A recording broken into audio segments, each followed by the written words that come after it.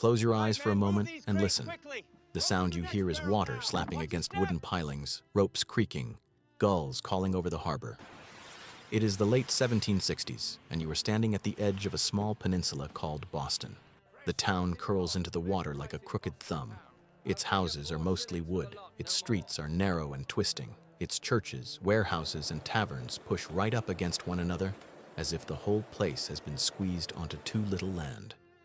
I am your guide, a traveler who can slip between centuries.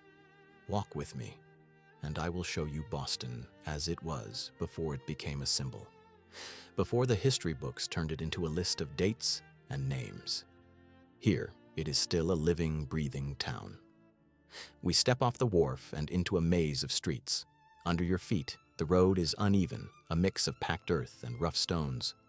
On either side, shops lean over the way, their signboards swinging above your head, a painted boot, a ship, a sheaf of wheat. From open doors spill the smells of molasses, tar, smoke, damp wool, and human sweat. Sailors shout to each other in accents from London, Ireland, Africa, and the Caribbean. Enslaved men and women carry heavy bundles through the crowd, mostly invisible to those who pass them. Boston, in this moment, is both old and new. It has survived fires and smallpox epidemics. It has seen famines and booms. It is still officially a loyal British town. The King's portrait hangs in public rooms. British flags fly from ships in the harbor.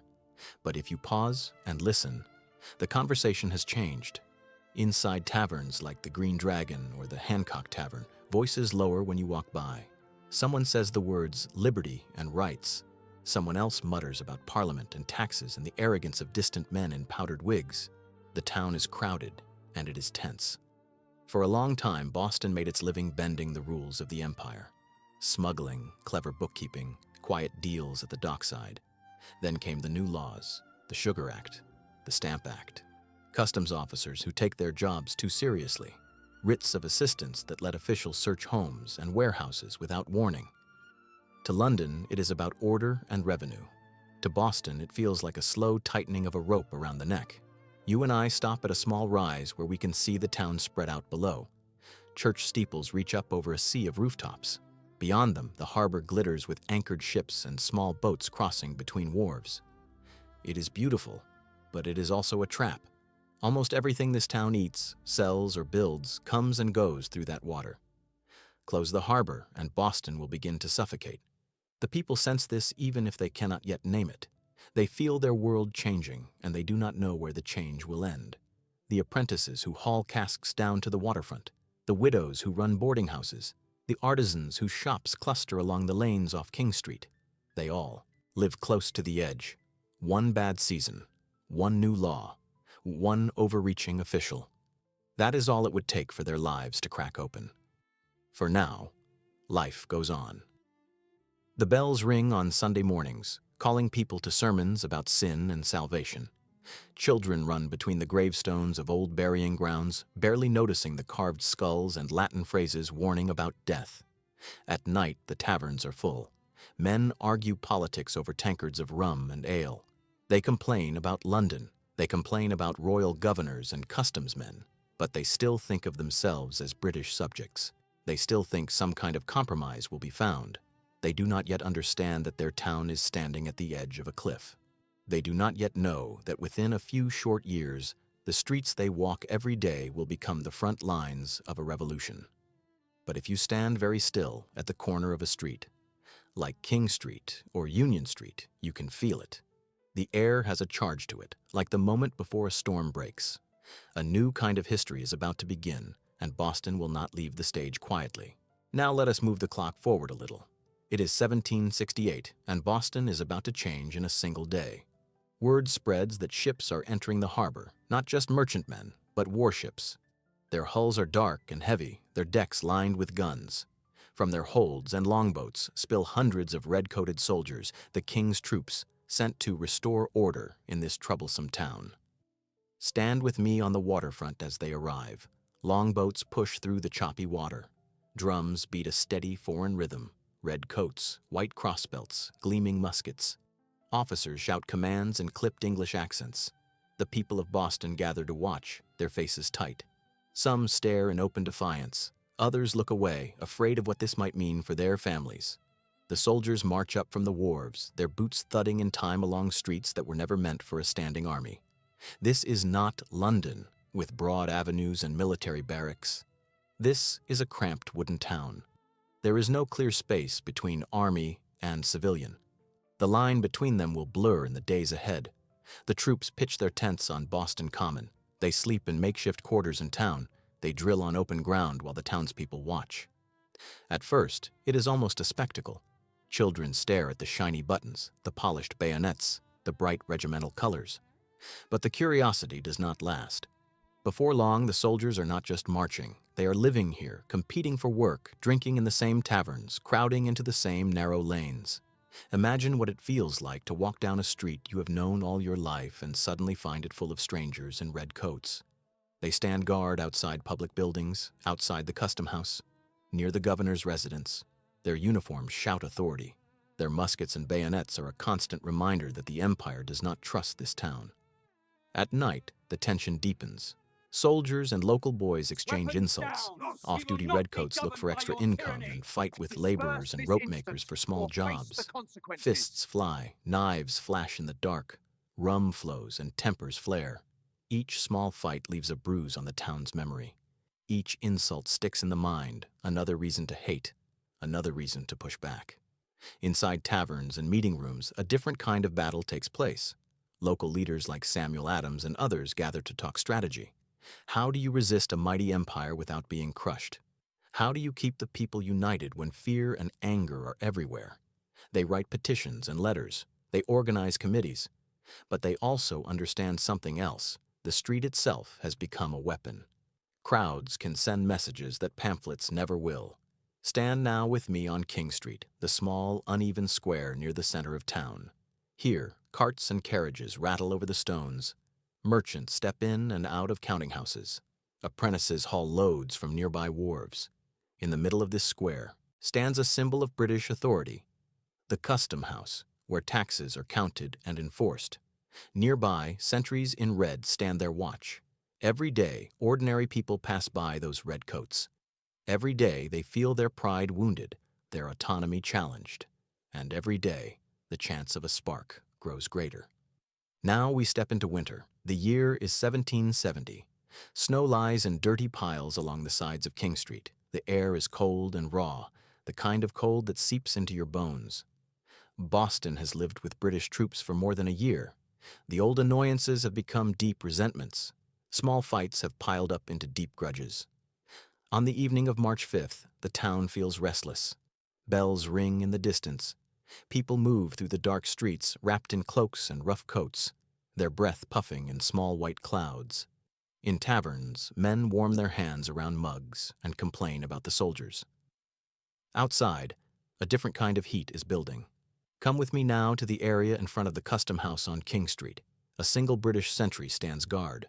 A group of local workers gather nearby, their pockets thin, their tempers shorter. Words are exchanged. Insults fly. Snowballs are thrown, some packed with ice or stones. The sentry raises his weapon, shouts a warning. The crowd grows. Someone rings the town bell, and more people flow into the square thinking there is a fire. In our time, we can pause this moment like a still image. We can step between the figures and look into their faces, the sentry tense and afraid, wondering if he will be overwhelmed. The men in the crowd, angry and proud, tired of being pushed aside in their own streets. Boys and apprentices pushing to the front, thrilled and terrified. Women watching from doorways, pulling shawls tight against the cold and the fear. But history does not pause. Down the street, a squad of soldiers arrives, led by an officer. They form a line in front of the custom house, muskets at the ready. The crowd presses closer, hurling curses, snow, and bits of ice. The soldiers shout for them to disperse. The crowd shouts back. Voices rise. The sound bounces off nearby walls, trapped in this small, uneven square. Someone throws something that strikes a soldier. He stumbles, recovers, raises his weapon. Another soldier is jostled. A voice rings out, maybe, fire, maybe, don't fire. The words blur in the chaos. Then, suddenly, a gun goes off. The muzzle flash lights up the snow. A heartbeat later, more shots ring out, a ragged volley that cracks the night wide open. When the smoke clears, men lie on the cobblestones, their blood staining the snow a deep, shocking red. Others moan and clutch at their wounds. The townspeople stand frozen for a moment, stunned that this line has been crossed. Then the shouting begins again, louder now, filled with horror and rage. Murder, they cry. Murder by soldiers in their own streets. We stand back unseen and watch as this night is etched into memory. The bodies are carried away. Eyewitnesses argue about what they saw, each detail disputed even as it is recorded. Pamphlets and engravings will soon spread the scene across the colonies, giving it a name that will echo for generations: the Boston Massacre. But for now, it is simply a night of shock and grief. The next, the morning, the town wakes to a new reality. Funerals are held. Bells toll slowly. In churches and meeting houses, ministers speak of blood and justice. The soldiers involved are arrested. And then something remarkable happens. The men who will soon be at the heart of rebellion choose to show that even now they believe in law. A local lawyer, John Adams, agrees to defend the soldiers in court. He does not love what they represent, but he believes that justice must apply even to those you fear and resent. In the crowded courtroom, witnesses testify. The events of that night are replayed again and again, each voice adding a layer to the story. Was it self-defense? Was it murder? Was it confusion or cold intent? The verdict, when it comes, is complex. Most of the soldiers are acquitted. 2 are found guilty of manslaughter, not murder. They are branded on the thumb and released. It is an unsatisfying outcome for many. The anger does not fade. But this episode leaves a strange mark on Boston's soul. The people have seen blood on their streets. They have also seen that even in fury, they can submit to law and trial. For you and me looking back, the Boston Massacre is a turning point. The trust between this town and the empire has been shattered. The memory of those bodies on the snow becomes a lens through which every later act is judged. The next time Parliament tries to tighten its grip, the people will remember this cold night and the sound of muskets on King Street, and they will be ready to go further. Years pass. The anger that boiled over on King Street does not disappear. It sinks deeper, spreading through conversations and letters, through sermons and tavern debates. The empire, watching from across the ocean, passes new laws. Some taxes are repealed, others remain. The principle that Parliament can tax these colonists without their consent is never abandoned. By 1773, a new crisis arrives in the form of something very ordinary: tea. To London, the Tea Act is a practical solution to keep the East India Company afloat and assert authority. To Boston, it feels like a trap. Cheap tea, yes, but linked to a tax they have long rejected. If they accept it, they fear they admit defeat. If they refuse it, they risk open confrontation. Ships carrying tea make their way into Boston Harbor. They anchor, heavy with cargo that no one here will unload. Days pass. Meetings are called at Faneuil Hall and Old South Meeting House. Hundreds, then thousands, cram into these spaces, their breath and body heat thick in the air. Speaker after speaker rises to debate what should be done. Outside, the winter light fades early. Inside, the people of Boston decide that they will not let this tea be landed and taxed. On a cold December evening, a group of men move with purpose through the darkened streets. Some disguise themselves as Mohawk Indians, their faces smeared with paint, blankets over their shoulders. It is as much a mask of psychology as of appearance, a way to say, we are something new, not simply British subjects. They move toward the wharves where the tea ships lie. You and I follow at a distance, invisible, as they climb aboard.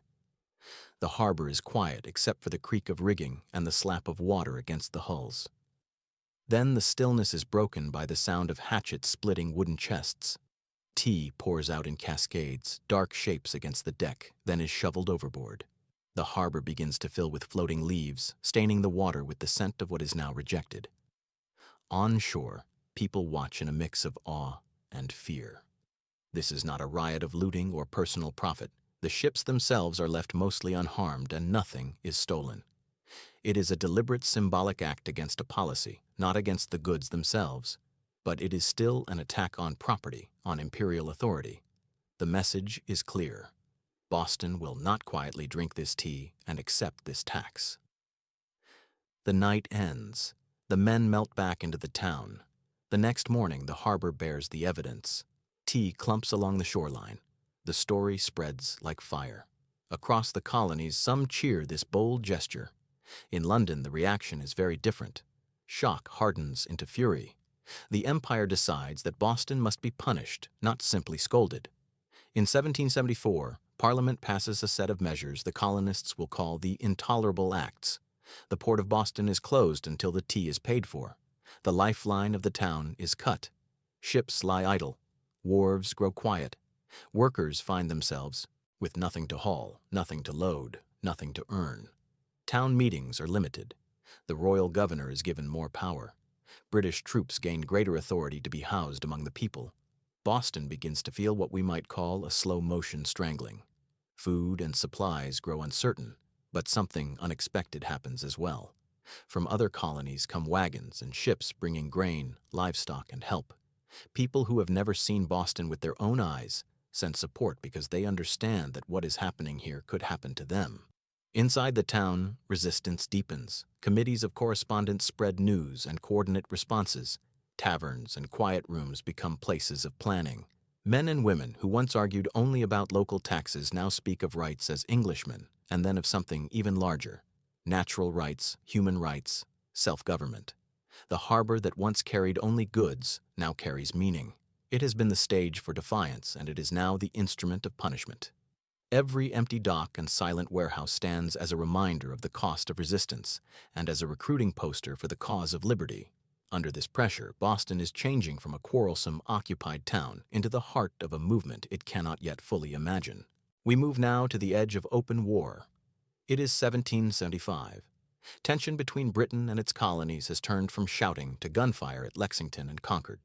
Militia and farmers have faced British troops on the road.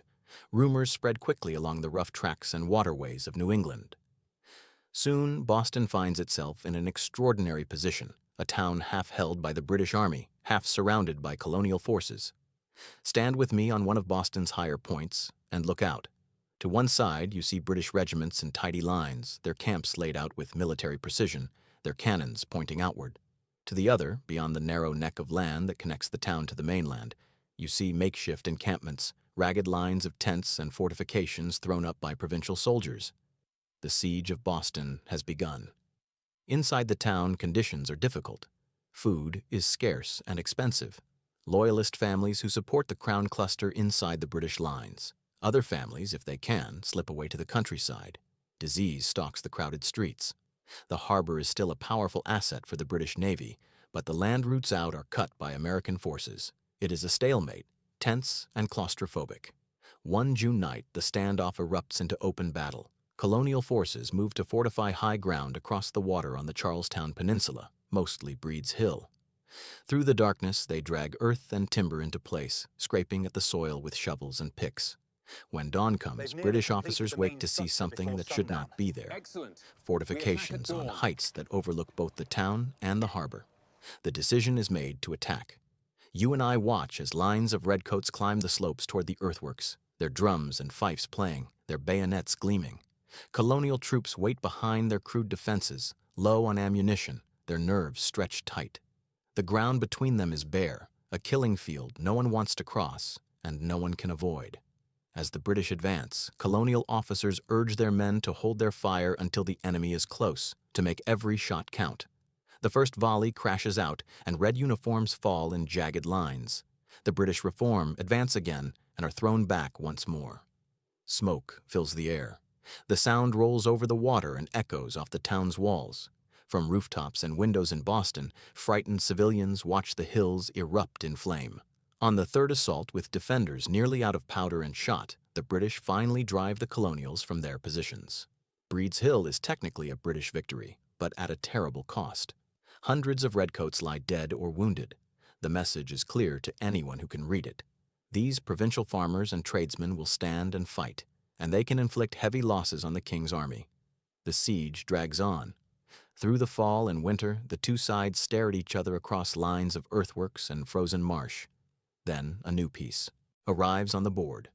Far away at the captured fort of Ticonderoga, heavy cannon are taken and dragged over mountains and frozen rivers by men and oxen, a nearly impossible journey. Under cover of darkness in early 1776, these guns are hauled up onto Dorchester Heights, the high ground overlooking Boston and its harbor. When dawn breaks, the British commanders see what has been done. Where there was emptiness, there are now fortifications bristling with cannon that can rain fire on their ships and positions. The balance has suddenly dramatically shifted. To stay is to risk destruction. To attack those heights is to face another bloody assault up steep ground, this time with the enemy well supplied and entrenched. After days of tense maneuvering and negotiation, the decision is made. The British will withdraw. On March 17, 1776, transports fill with redcoats, loyalist families, and officials. The harbor is suddenly a place of frantic movement as ships are made ready, loaded, and pushed off from the wharves. From the shore and nearby hills, Boston's remaining residents watch the long lines of vessels move out. Imagine standing there with them. After years of occupation, resentment, bloodshed, and siege, the king's forces are finally leaving. You would feel relief, certainly, and pride. There would also be fear. What comes next? The empire has not vanished. The war is not over. But in this moment, the town that once felt like a trapped animal now feels something strange and dangerous. Freedom. The British fleet fades into the distance. The sound of their drums and commands grows faint, then disappears. What remains is a battered city, its economy damaged, its population changed, its politics transformed. The wooden streets we walked at the beginning of this journey are still here, but they echo differently now. Boston has gone from a provincial port to the cradle of open rebellion, from occupied town to evacuated symbol. As your time-traveling guide, I leave you standing on a hill outside the town, watching the smoke of the last ships drift away on the wind. Behind you lies a new nation being born, though the people here cannot yet see its full shape. Ahead of you, if you turn back toward the peninsula, is a city that will rebuild, argue, expand, and remember. The graves in its old burying grounds will hold the bones of both loyalists and patriots. Its churches and taverns will echo with new arguments about what liberty actually means. Its harbor will again fill with ships, carrying not just goods, but ideas. The chaos of the years we have walked through together has changed Boston forever. And from this small, crowded place, the shockwave of revolution will travel outward, across a continent and around the world.